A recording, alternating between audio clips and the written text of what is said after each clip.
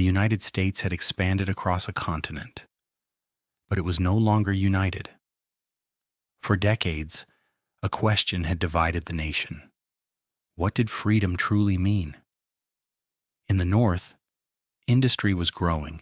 In the South, agriculture depended on slavery. Two different economies, two different visions of America, and neither side was willing to give in. As new states entered the Union, tensions exploded. Would they be free states or slave states? Compromise after compromise delayed the inevitable, but it could not stop it. Then, in 1860, Abraham Lincoln was elected president. He opposed the expansion of slavery. To many in the South, this was unacceptable. One by one, Southern states began to leave the Union. They formed a new nation, the Confederate States of America. The country was breaking apart.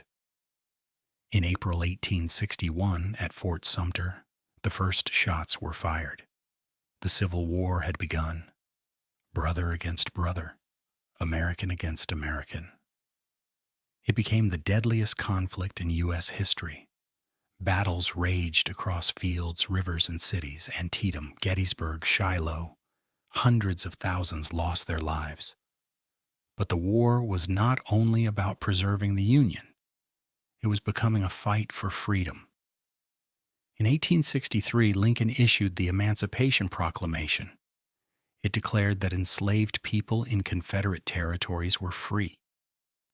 The war had changed. Now it carried a moral purpose. Freedom itself was on the line. Years of brutal fighting followed. But slowly, the Union gained the advantage. Then, in 1865, everything came to an end. General Robert E. Lee surrendered to Ulysses S. Grant at Appomattox. The Confederacy collapsed. The Union was preserved, and slavery was abolished.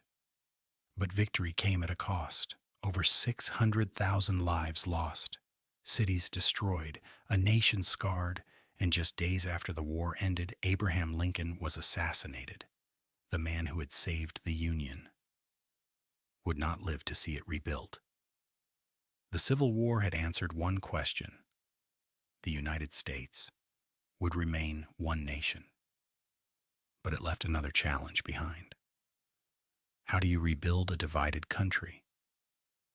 America had survived its greatest crisis. Now it had to heal and redefine what freedom truly meant. Like and subscribe to the channel.